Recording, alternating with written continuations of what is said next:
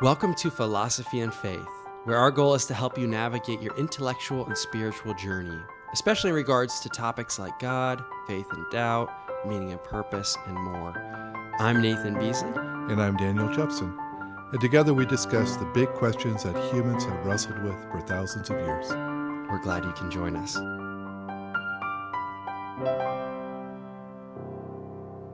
Good afternoon, Daniel.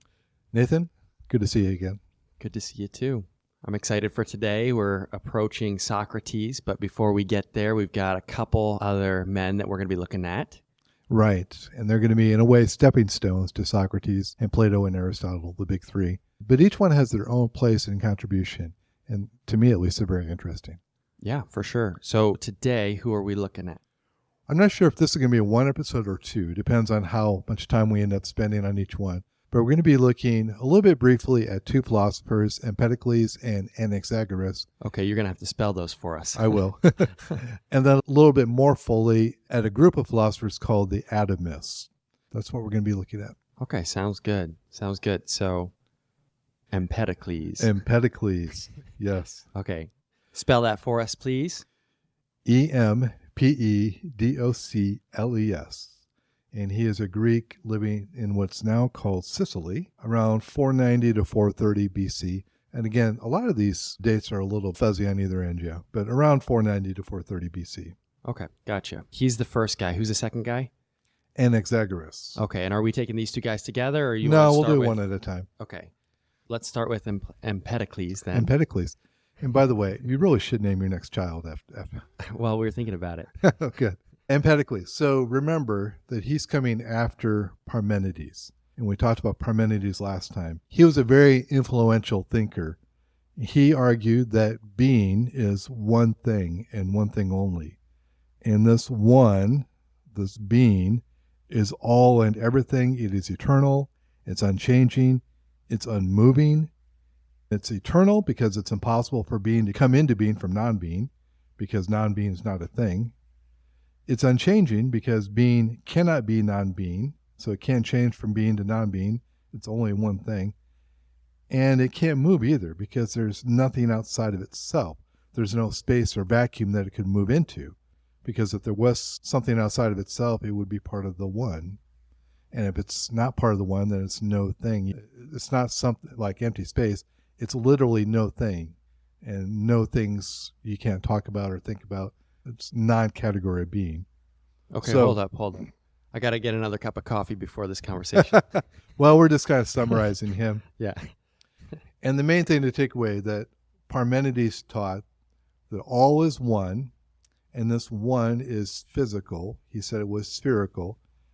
And motion and change then are illusions. So one of the things we talked about, how this is in some ways a triumph of rationalism, because obviously you don't see that as a result of your senses, right? Mm-hmm. Things seem to move and change, but rather it's a triumph of the rationality over sense experience, as it were. So he might be called the first great rationalist, with a capital R at least. So he's just totally using his mind and his own rationality to get here. There's no, what's the word? There's no becoming. There's only being. There's no change. Only being. No Yes. becoming. Okay. Right. And so is Empedocles building off of that?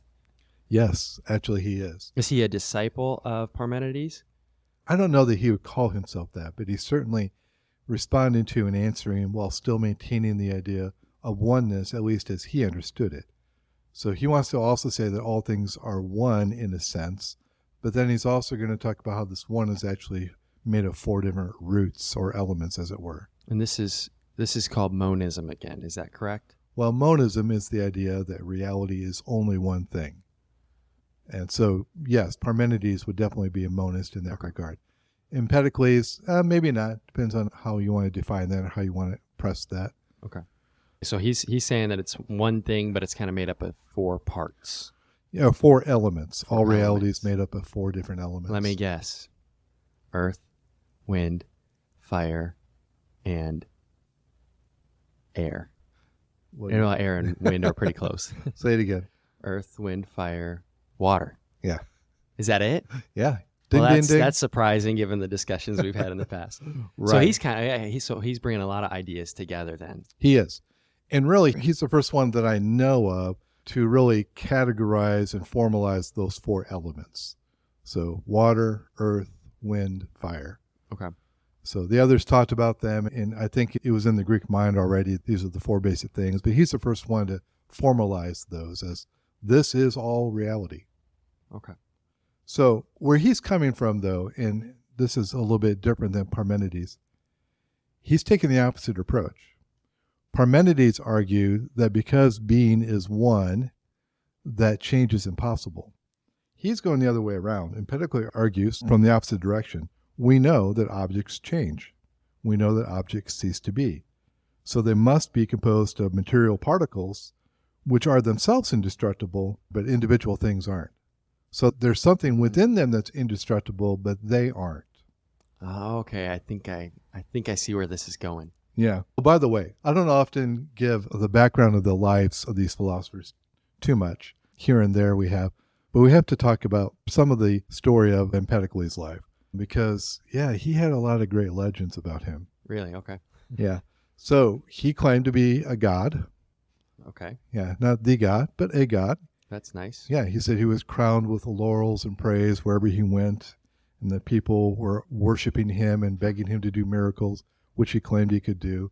Wow. Yeah, so he did all this stuff. He really cultivated this image of this super special spiritual being or intellectual being.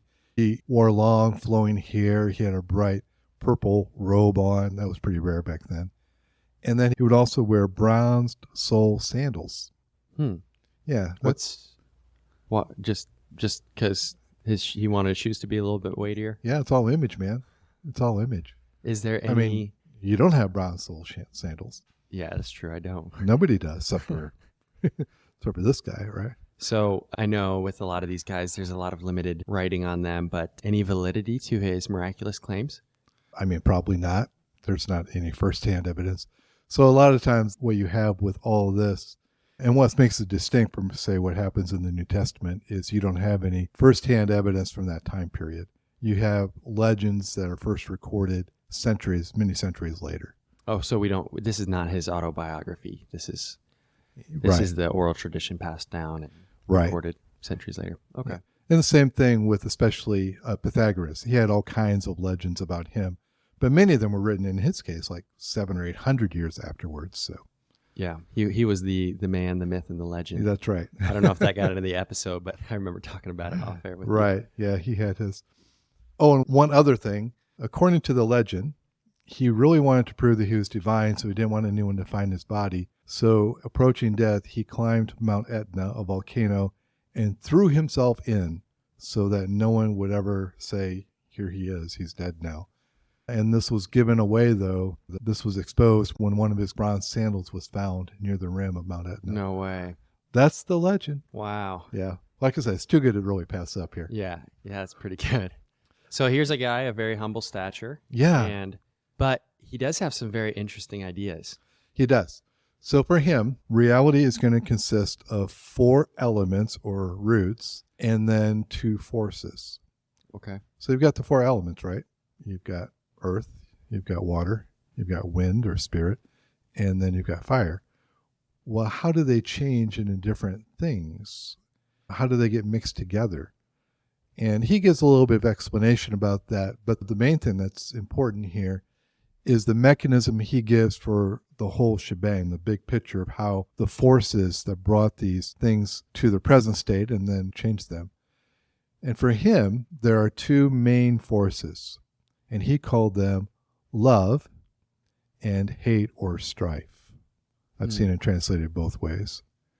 So love and hate or strife, these are the 2 forces that change all those 4 elements into the physical things we see around us.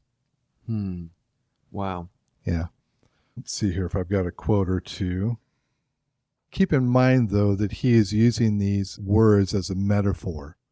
Really, love is a metaphor for the binding force, and hate or strife is a metaphor for the dividing force. Like a magnet that is either going to bring opposites to, I don't know. Actually, that's not a bad analogy. because it's a physical force. It's not primarily an emotion or even a thought or a choice. It's a physical force. So he imagines that there are these periodic world cycles. And at the beginning of the cycle, there is no universe or world like we have. All the elements are mixed up together because love, the binding force, predominates. So it's almost like the Big Bang. Everything is encased in one infinitely small singularity, and then it begins to pull apart because hate or strife, the opposite force, begins to move and separate them. And so the four elements separate, parts of them combined in the material things that we see. Trees, clouds, people. These are all temporary things, creatures that come and go, but the elements and the cosmic cycle go on forever. Okay. So reality is the four elements, which are eternal, and then you have the two forces, the binding and the repelling, and they work together in this cosmic cycle to bring about individual things that come and go. See, this is so fascinating to me because I'm thinking about chemistry. I'm trying to remember back from high school. Matter is made up of these elements. I mean, we have more of them in the periodic table, but all of those change and put together make up matter. Mm-hmm. And over 2,500 years ago, and he's thinking of this kind of stuff philosophically. Yeah, right. Is that accurate? I mean, am I thinking about this the right way? Yeah, I think so. I think you're right that he's got an intuitive sense that there are forces involved here that could be pulling things together or pushing them apart. And we still see that in the atom, right? There are forces at work that do the same thing. So, and everything is made up of base elements. And he says four. I mean, his four makes sense because he's not working in a vacuum, but he's building off of the guys who've gone before him who've said, yeah, everything's water, everything's fire, everything's earth. But he's combining them together and saying, yeah, there is one thing. We'll call it matter in English. But he's saying, but it's made up of those four that are changing in, I don't know, feels like chemistry to me. Yeah, there is that. In Aristotle, when he's evaluating all these philosophers, he praises Empedocles for realizing that a theory of reality like this not only has to identify the elements of the universe, like some of the others did, previous philosophers did, but also explain the development and intermingling of these forces into the world that we see around us. But Aristotle was less impressed with the fact that there is no explanation beyond the physical and the mechanistic. For example, why? Why do love and hatred, these forces, do the things that they do? Why do they work like this? Why are they here? Why do they exist? Why do the elements themselves exist? What brings about this cosmic cycle? All of these are left unanswered. And so Aristotle viewed this as an advance, but at the same time, it didn't really go far enough in talking about the meaning of what's going on, just giving an outward mechanistic explanation. Yeah. I can totally see how these guys are laying the groundwork for Aristotle. And if Aristotle's asking those deeper questions of why, then I could see how he's considered one of the greats. Right. And one of the things that he will do then is develop different kinds of causation. And for him, all these guys are simply giving one kind of causation when there's more than one. Gotcha. So anyway, that is Empedocles. The next philosopher also tries to give some sort of answer to what's going on here. And he's going about it a little bit different way, but in the same mindset or the same, working through the same issues. His name is Anaxagoras. Exaggerating. How do you spell his name? All right. Anaxagoras. Anaxagoras. And he is about 500 to 428. Interestingly, he apparently was born a Persian. And perhaps he originally came to Greece as part of the Persian army. But then he soon planted himself in Athens, which was going to be the center of philosophy. So all the big three are going to be there, many others besides them. But he's the first philosopher to settle in Athens and do his work there. So interesting. You got a Persian settling in Athens doing Greek philosophy. Mm-hmm. So his name, I know this is kind of random, but his name, he's got a Greek name though. Yeah. So maybe that wasn't his original name? Or his school? That's a good question. I don't know that. Huh. Probably. Okay, and is he contemporaries with Empedocles? Empedocles? Empedocles. Yeah, pretty much. Okay. Again, the dates are pretty fuzzy, but they're rough contemporaries. Might be a little bit later. Okay. And do they in the literature that shows up after them, are they interacting with each other's ideas much? Probably not these two because they were contemporaries and they're living in very different parts of the Greek Empire. Okay. So I don't know, but I would guess they probably did not read each other. Okay. Gotcha. Okay, so tell us about Anaxagoras. Is that how you say his name? Anaxagoras? Anaxagoras. Anaxagoras. Yeah. Forgive me, audience. None of these names are...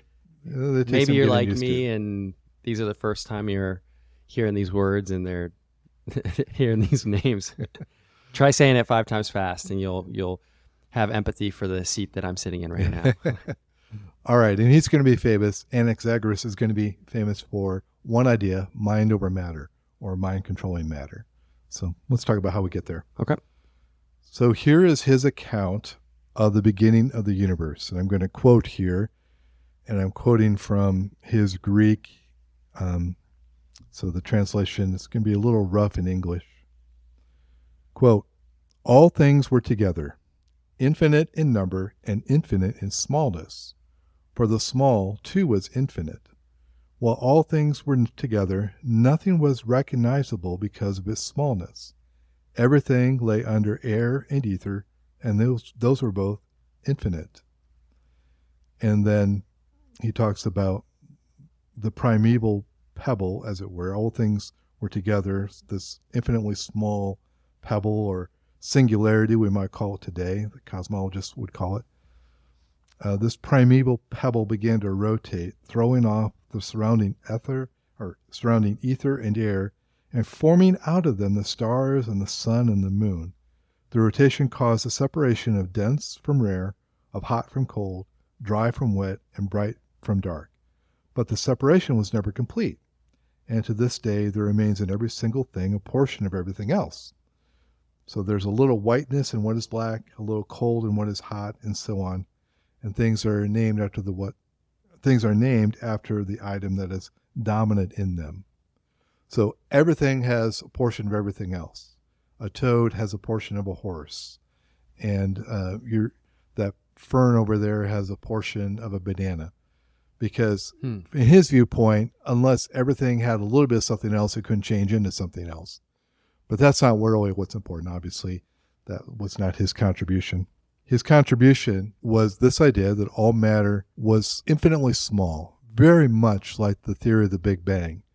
And then it began to spin, rotate, and not only the elements or the bits of matter, but even the categories of physics that we would say today, hot and cold, dry and wet, these all spun out of that as well. So in some way, it foreshadows the Big Bang cosmology.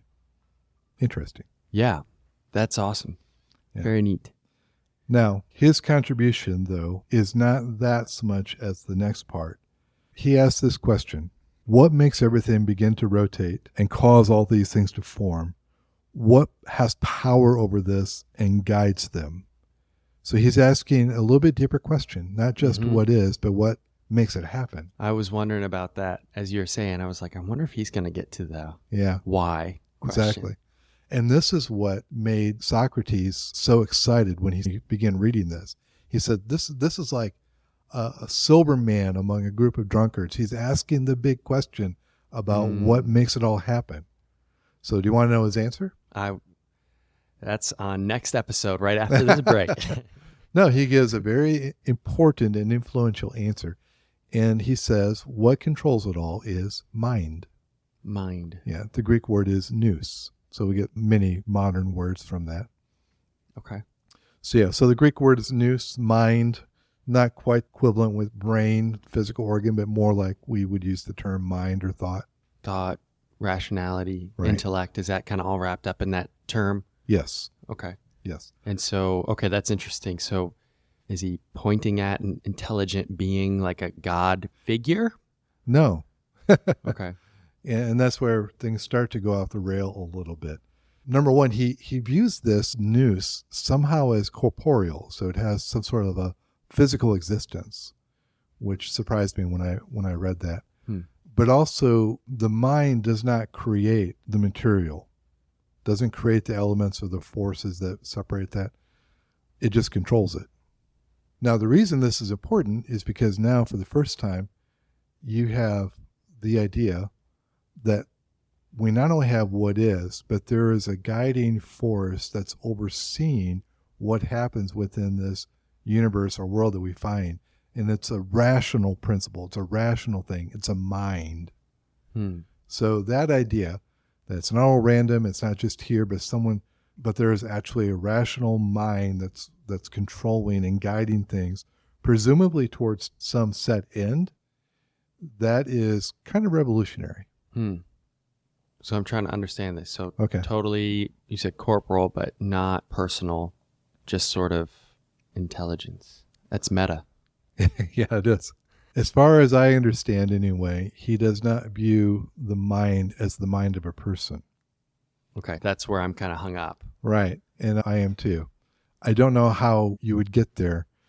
I mean, I think it's great then he has the idea that things are guided by rational principles, but without a person behind the mind, there just are a lot of unanswered questions. And in fact, that's what Socrates says was his great disappointment.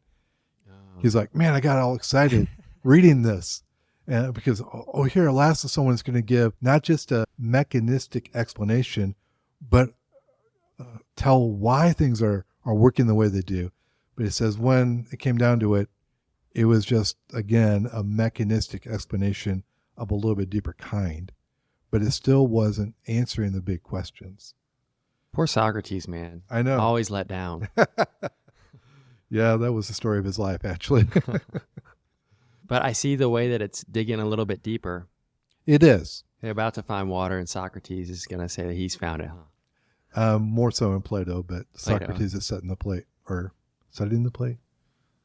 Yeah. How do you? I don't know. Using the baseball metaphor. Yeah. I don't know. Yeah. Okay. Anyway, Socrates says, look, it's kind of like this. So Socrates, according to Plato anyway, and Plato is probably putting words in his mouth, maybe, but Socrates is going to die for his beliefs and the charges labeled against him. He didn't have to. So he chose to stay in Athens and face that death. And Socrates, according to Plato anyway, when he talks about Anaxagoras, it says, it's almost like Anaxagoras is saying, if you asked him why Socrates is spending his last days in prison instead of fleeing, he's saying, well, all Socrates' actions are performed with reason and intelligence, so he ordered his body to sit there. And Socrates' point is like, well, that's true enough, but that doesn't really answer the question, right? What's the mind choosing to think and value and do and purpose, and what goal is there that's organized the things towards? And that Anaxagoras doesn't touch. And that's why he's disappointed in. So there's a lot of unanswered questions here. So again, these guys are just primarily talking about what is, but not really talking about how. Yes. Or why, I guess. Yeah. He's trying to give a rational principle, but again, he doesn't give an explanation for, well, first of all, why is the mind doing this? Towards what end? But second, where does the matter come from? The mind doesn't create it, so the matter is eternal. That's one of the things he teaches. Where does it come from?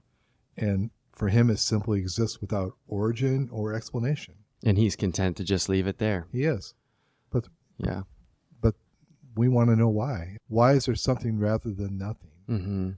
That is one of the fundamental questions of philosophy and indeed of any inquiry by.